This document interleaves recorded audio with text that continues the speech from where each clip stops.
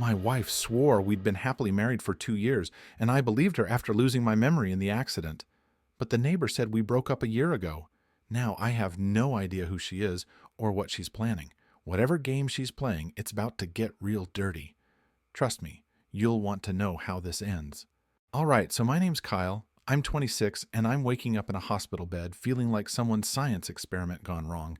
My head is killing me, and the worst part, I don't remember a damn thing. It's like someone hit the reset button on my brain.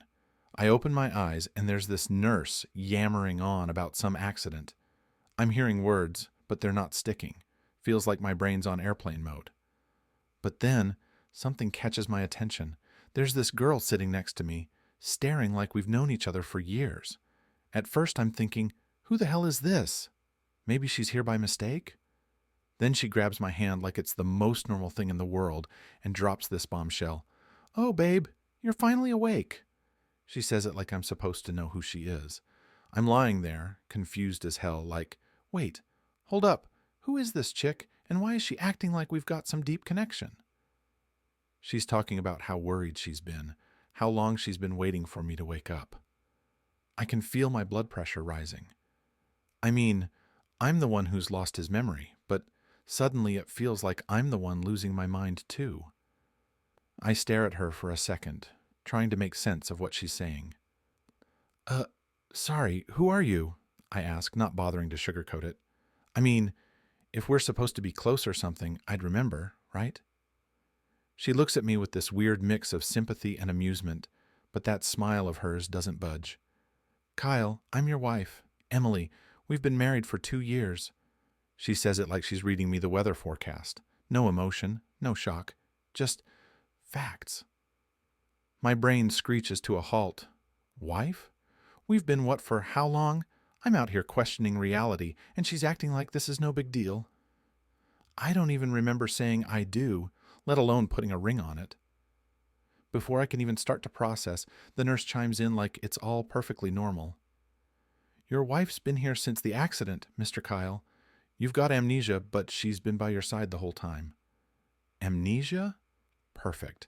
Not only can I not remember my own life, but now I've got some woman claiming to be my wife.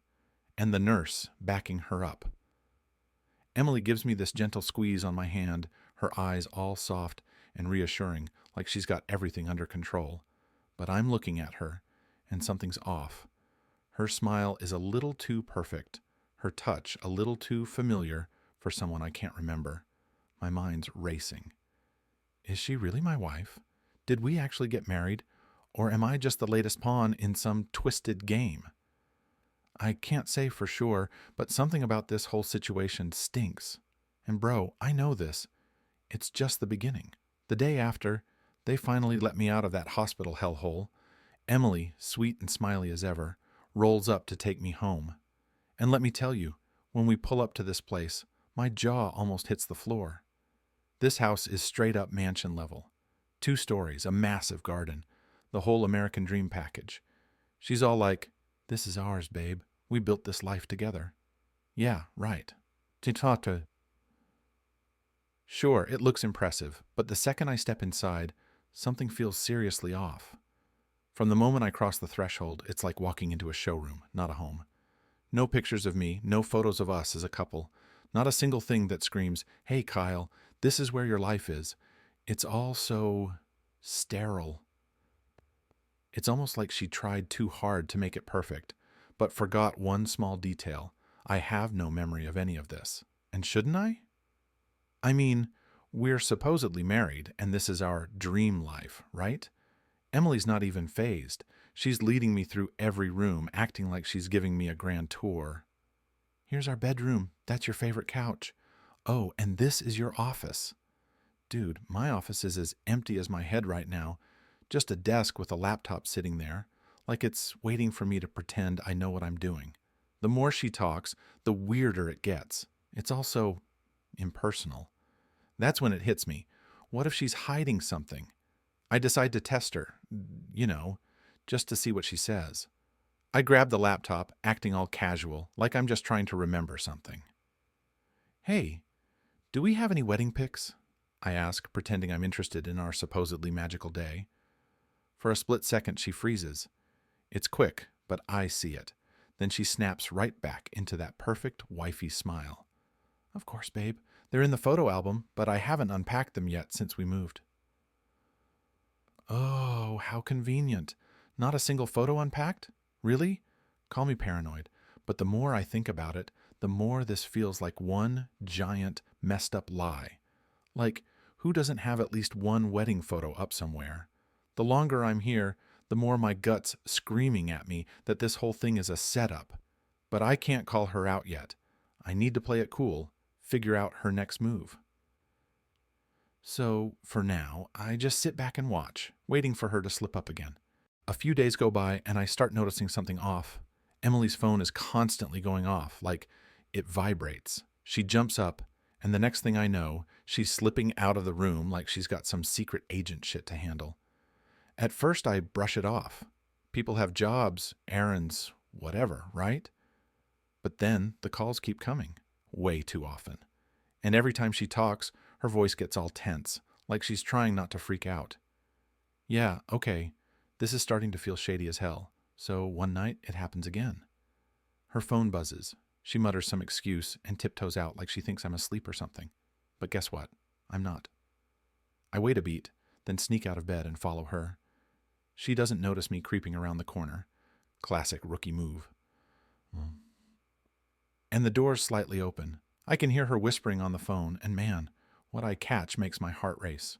No, he doesn't suspect anything. Yes, everything's going according to plan. We just need a little more time. What the actual fuck? According to plan? What plan? And more importantly, who the hell is she talking to? My brain's spinning out of control, but I can't let her know I heard. I slip back to bed like nothing happened, but my head's going a million miles an hour. Who's this mystery he? And what exactly am I not supposed to be suspecting?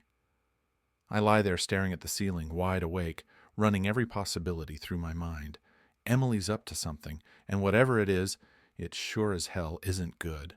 My so-called wife is plotting behind my back, and now I've got to figure out what her endgame is before she makes her next move. So, the next day, Emily heads out for one of her grocery runs, and I'm sitting there like, now's my shot. Time to play detective.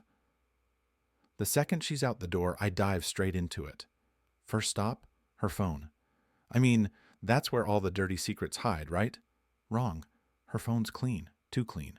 No weird messages, no shady numbers, nothing. She either wiped it or is way better at this than I thought.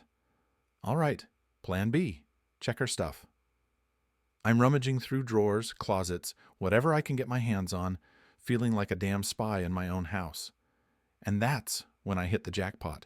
Tucked away in her closet, behind all her designer clothes and perfect little outfits, is this folder. And not just any folder. This thing practically screams top secret. I rip it open, and inside are a bunch of documents. One of them? Our marriage certificate. Except that there's something seriously wrong with it. The paper looks brand new, like it just came off the printer yesterday. It's not even crumpled or anything, and who the hell keeps an official document this pristine after 2 years? My head's spinning. Is this fake? Did she just forge this whole married life thing while I was busy having amnesia? I mean, I'm starting to think this woman's a full-blown con artist. But wait, it gets worse. Mixed in with the papers are these bank statements and transfer slips, large sums of money, and not small-time stuff either. We're talking tens of thousands, maybe more, being funneled into some account I've never even heard of. Who the hell is she sending all this cash to? And why? My wife, the woman I'm supposed to trust with my life, is clearly running some kind of double life. I'm just not sure if I'm the mark or the sucker. Either way, I'm knee-deep in whatever this twisted game is, and I've got no clue how to get out without blowing the whole thing wide open. One thing's for sure, though. Emily isn't who she says she is, and now I've got proof. And just when I thought things couldn't get any weirder, in comes the plot twist I didn't see coming. So I'm outside, minding my own business, when I bump into our neighbor. Sweet old lady, the kind that probably bakes cookies for the whole block and knows everyone's dirty laundry. She spots me, and her eyes go wide like she's just seen a ghost. "Oh, Kyle, you're back?" I didn't think I'd ever see you around here again." Wait, what? Her words hit me like a ton of bricks. What does she mean by again? I'm trying to keep my cool, but inside, I'm already freaking out. This feels like the crack in the whole damn story. I force a smile and casually throw it out there, like I'm not about to lose my mind. "Yeah, I'm back. Lost my memory in an accident. Emily's been helping me get back on track." The moment I say Emily's name, the old lady's face scrunches up, like she just sucked on a lemon. Her brows furrow, and she looks at me like I'm speaking in tongues. "Emily? But Kyle, dear, you and her broke up almost a year ago. How could she be helping you now? You two haven't been together for ages." Boom! The world around me crumbles into a pile of absolute bullshit. My mind short-circuits for a second. I'm staring at her, speechless, trying to process what the hell she just dropped on me. We broke up? A year ago? And yet, here's Emily playing house, telling me we're married, living the life together. What the actual fuck is going on? I managed to mumble something, but honestly, I'm not even sure what came out of my mouth. My head's spinning, my stomach's in knots, and all I can think is, if the sweet little cookie-baking granny is telling the truth, then who the hell is this woman in my house, playing wifey, and what does she really want from me? All right, it's time to flip the script. I'm done sitting around letting this psycho play house while I try to piece my life back together. If she wants to act like everything's perfect, then fine. I'll give her the perfect setup and see how she handles it. That night, after dinner, I casually drop the bait. We're sitting on the couch, and I start throwing out questions, pretending like memories are starting to come back. "Hey, babe, you remember our first trip to Vegas?" I say it as smoothly as I can, knowing damn well we never went to Vegas. Hell, according to the neighbor, we haven't been together for a year. For a second, just one brief second, her eyes widen. She freezes, like I've just hit her with a truth bomb she wasn't ready for. But then, almost too quickly, she snaps back into her little Stepford smile. "Of course, how could I forget? It was unforgettable," she chirps, laying it on thick. "Unforgettable, huh?" "Oh yeah, I bet it was, sweetheart." Except for the small fact that it never happened. I nod, playing along, but on the inside, I'm screaming. She's lying. Again. And now I've got her. I mean, this isn't just a little white lie. This is full-on gaslighting level bullshit. She's pretending like we're happily married, pulling out fake memories like it's a damn Netflix show, and I'm supposed to just go along with it? Nah, I'm not buying it. Now I know for sure she's faking everything. The marriage, the house, the whole damn relationship. And she's good at it. I'll give her that. But not good enough. Not anymore.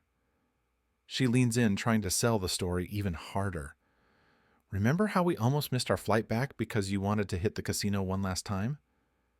She laughs like it's some inside joke between us.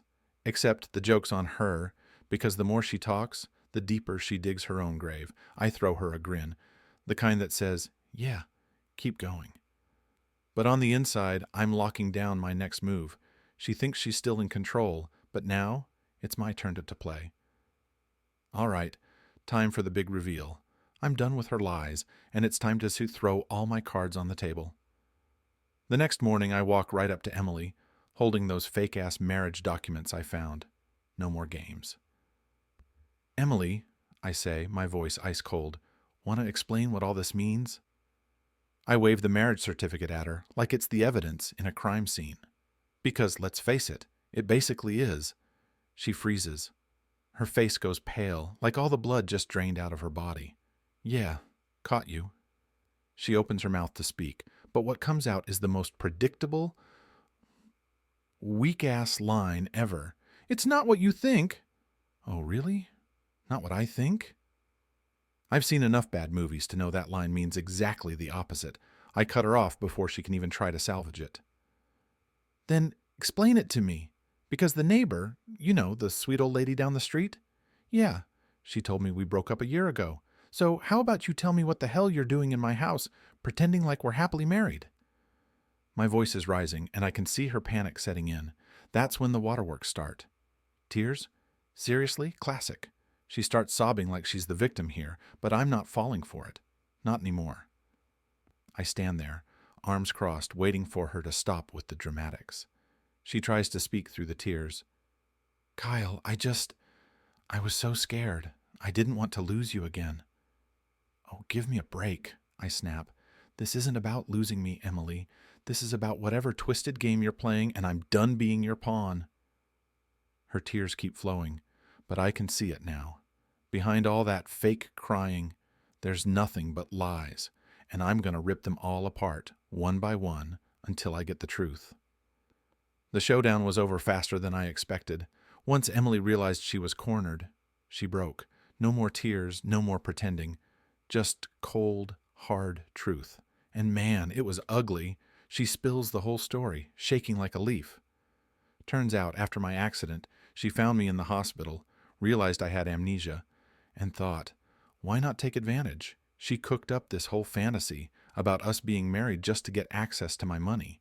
Every bank transfer, every fake document, all part of her twisted plan to cash out. And I was just her golden ticket. She stood there, confessing her scam, and all I could do was laugh. Not because it was funny, but because it was so damn pathetic. The whole time, she was treating me like a puppet, thinking I wouldn't catch on. Well, guess what? Game over, Emily. So that's it, huh? You just saw dollar signs and thought you'd play house with me? I asked, arms crossed, my voice dripping with sarcasm. Real cute. Too bad for you. I'm not as stupid as you hoped. Her face was a mess, smeared makeup, desperation in her eyes. Kyle, please, I was just... Save it! I cut her off, my patience long gone. Get your stuff and get the hell out of my house. She hesitated for a second, maybe hoping I'd change my mind. But when she saw the look in my eyes, she knew better. She grabbed her things and bolted. No more tears, no more fake smiles. Just silence. As soon as the door slammed shut behind her, I grabbed my phone and called my lawyer. This wasn't over. Emily might have run, but she wouldn't get far. Not with me on her tail. I was going to find her. And when I did, she'd pay for every lie, every cent she tried to steal. One way or another, I was going to make sure she regretted the day she ever thought she could play me.